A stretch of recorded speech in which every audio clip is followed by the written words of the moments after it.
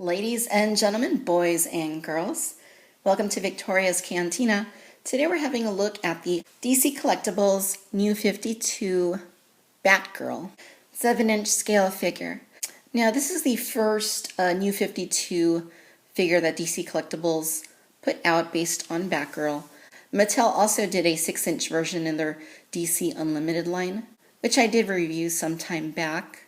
And shortly after this one came out, DC Collectibles then put out this one right here, which is the Designer Series New 52 Batgirl, based on artwork by Greg Capullo. And they're pretty similar. We will look at the Greg Capullo one in a subsequent review. But, you know, after getting the New 52 one there in the back, and then seeing this one in person, you know, I didn't really know which one I liked better, so I went ahead and ordered this one, so now we have both, and, you know, we'll look at them and compare them in another review. But for now, let's go ahead and focus on the original New 52 Batgirl figure. This Batgirl figure is released in the fall of last year and features the same style box that we have seen with most all of the New 52 DC Collectibles figures. Many of the characters have different coloring on the side of the box. Batgirl has purple, and then here on the side we get a look at the figure. Sculpted by Karen Palinko.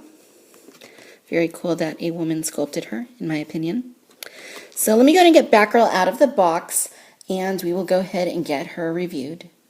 Alright, you guys, and here she is. So in my recent channel update in which I asked which of the Batman figures you guys wanted to see reviewed first, Batgirl got more mentions than any of the other Batman-related figures, so I thought I'd go ahead and get her tackled first. As you can see here, she's actually very nice looking, very nice face.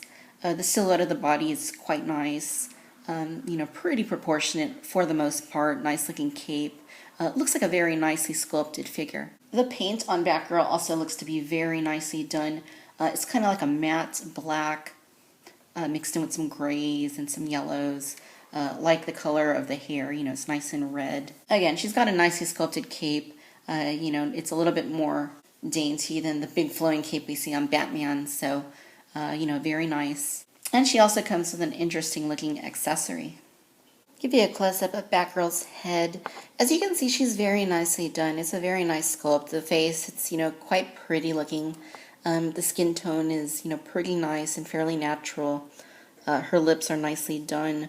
You can even kind of see her teeth in there just a little bit, so, you know, pretty nice. The eyes are pretty cool. They're a little bit off center, but it's a very nice look. The hair, again, very nice, you know, very comic booky, and really cool. The way that they sculpted it, kind of like it's like flowing, you know, billowing in the wind. Looks pretty nice. Mostly red, with a little bit of a like grayish black streaking in there. Now I did hear about a few people that experienced the hair coming off out of the box.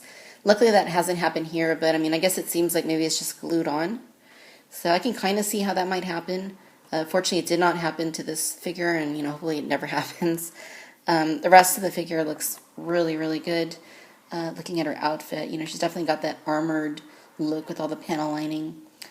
She's very well endowed there in the chest area, you know, probably a little bit more so than needed to be, but hey. There's another little yellow bat right there on her neck, not quite sure what purpose that serves. But the look of the outfit's very nice. I like all the little, you know, leathery, armored look kind of thing that she has going on there in the sleeves, which carries down into the legs. Her gauntlets, pretty nicely done.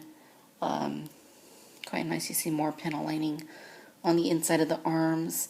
Utility belt is pretty simplistic, but you know, it also carries the panel lining look. I really like how they incorporated like a different color. Like this is more of a gray than what we see over here, which is more of like a matte black, and you know, you also get that on her arms and then there on the sides of her torso. And her boots. Boots are pretty interesting looking. It's like half a bat kind of thing, I guess. Actually, guys, this is pretty messed up. If you look at the left leg, there at the boot, you can see, you know, the bat ears, and then, you know, I guess these are supposed to be the wings. This side only has the wing on one side, and the reason is because it's like folded in. Here, I guess when they assembled the figure, got stuck in there, I don't know. But I tried getting it out through a number of different ways, and it's just not coming out. So, fortunately, this looks like another figure I'm going to have to get exchanged.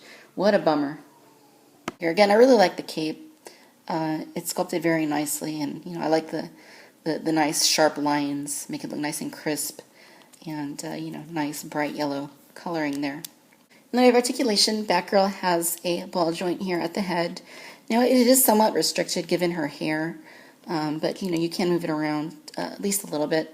She has ball joints at her shoulders, and you get a pretty good range of movement with them. She has swivels at her biceps. She's got bends at both of her elbows. She's got swivels at the gauntlets. She does not have any waist articulation whatsoever. She has hinging here at her hips, which enable her to do the splits, but they don't really, it's kind of weird, like going forward and back. This is kind of like what we've seen on some of the Star Wars, like Black Series, like 3 3/4 inch and 6-inch figures, where, they go out pretty nicely, but forward, it's a little bit more hindered. And we can kind of get it, I guess, if you, like, angle it, but it's not a very natural kind of joint. She also has bends here at both of her knees. She has swivels at the boots, and then she has bends here at her ankles. In the way of accessories, Batgirl has what seems to be a grapple gun, and it's painted, in a yellow color that's pretty similar to certain elements of her outfit. And then it has this cord that kind of just runs along, and until it gets to the very end, where it has more of the little, like arrow type hook thing mechanism. And the way that it works is you just kind of pull it back, and it just like pulls it up, and that's basically all it does. It's kind of strange. I mean, it's interesting that they did this, because they don't usually do these kind of accessories with the New 52 characters, but I don't know, it's just a little strange. Something like this where you just pull a string back and forth almost kind of feels like something you would see with like a Mattel figure or something. It's cool that they included it. I just don't know that this is the best application for it. It's okay. It's probably better that they included this than not. But, I kind of feel they could have done a little bit better. Now, to make matters a little bit worse, unfortunately, Batgirl does not hold the grapple gun. Look at it. It just does not fit in her hand. Way too big for it to go in there. And her hands are really, really stiff. So, it's not like I can flex them and stick it in there like you can sometimes with certain figures. This one does not allow that. So, not only is it kind of a little bit of a funky accessory, but, she can't even hold it. So, very odd why they even included it at all. Alright, and here is a comparison of the New 52 Batgirl along with the New 52 Batman. It looks like they scale up with each other quite nicely. This is about what you would expect in terms of scale. So, Batgirl does look a little bit shorter. Obviously she's more slender and feminine in appearance. So, for the most part here, I would say that DC Collectibles did a good job scaling them up together. So good job to them, because scale is not something we always see consistently in very many action figure lines. But, between these two figures, it looks like they did a good job. All right, ladies and gentlemen, so there you have it. This is the DC Collectibles, the New 52 Batgirl 7-inch scale figure. All in all, I think it's a quite nicely done figure.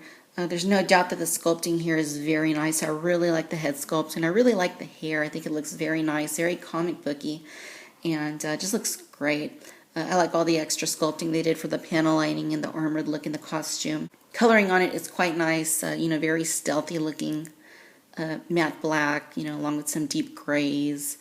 The yellow is a little vibrant. I'm not so sure how that helps Batgirl in fighting crime, because it is pretty obvious, but, looks pretty good. Bat emblem on the chest is okay. The articulation is quite good. The legs are a little bit funky, but all in all, it isn't too bad. The accessory seems like a good idea. I think they were on the right track with what they were trying to do, but the execution, is just a little bit strange.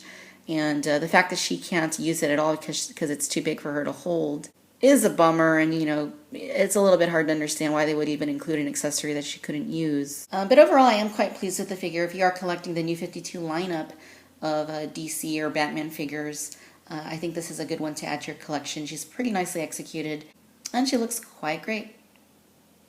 All right, you guys, until next time, thanks for watching Victoria's Cantina. Bye-bye.